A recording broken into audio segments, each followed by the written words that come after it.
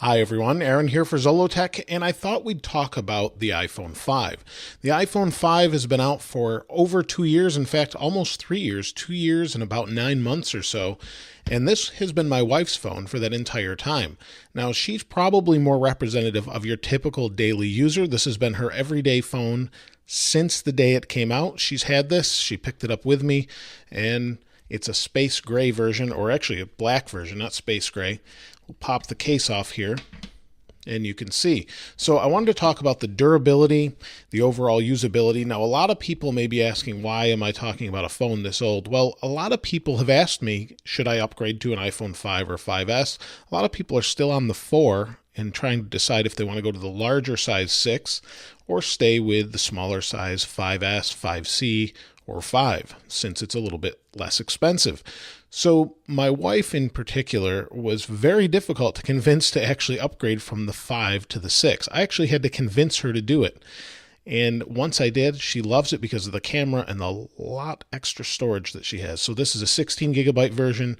She's got a 64 gigabyte iPhone 6, and it was a big step up for her. Now this is an original iPhone 5. It's been in our household since the day the iPhone 5 launched back in September. I believe it was 2012 at this point, and it's been pretty reliable. It hasn't scraped too much. You can see around the edges, it looks pretty new, and that's because it's been in an Apple case the entire time. This is the Apple red leather case, and you can see it's pretty worn out. It's been used a lot, and in fact, I actually found her one of these, I think at a Staples or something, for about $5 and picked up another one. So this is her third Apple case. She had a red one, a yellow one, and then another red one, because they wear so poorly, really.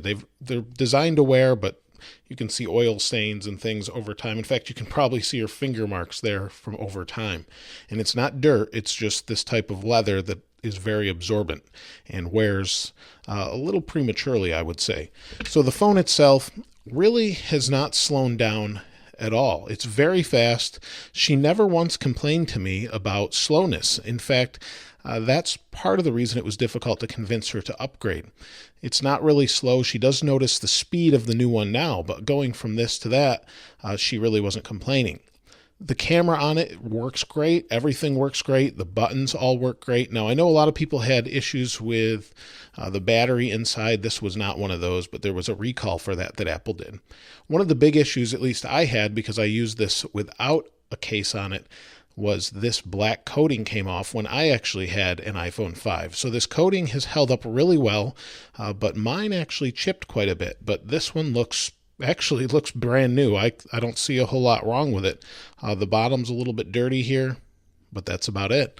So it's really held up well. Actually, there's a couple of nicks right there. You can see where the anodized coating has come off a little bit, but pretty much for 2.5 years of use, it's really held up well.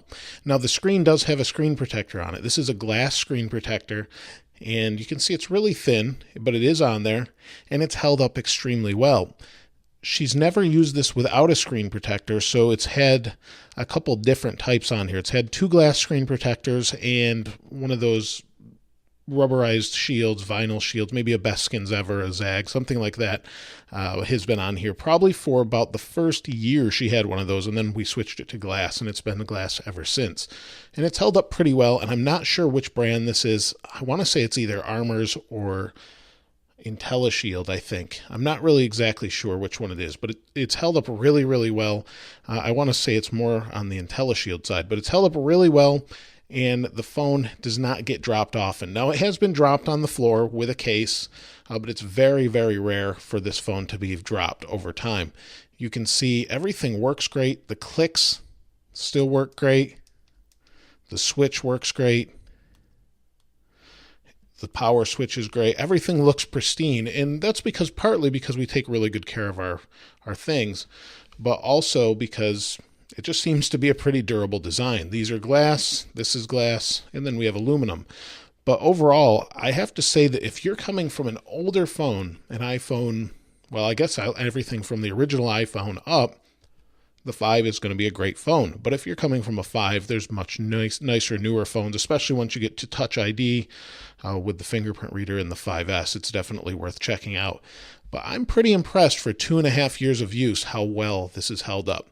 But I'd love to hear your story, how well yours held up, maybe your 5, 5S, maybe even your 4 or 3GS. Let me know in the comments below. Let me know what you're using also. I'd love to hear what you're using, how well it's held up, and if you're waiting for the 6S or whatever will be next, or maybe you'll hold off until the next year where we have maybe the iPhone 7 or something like that.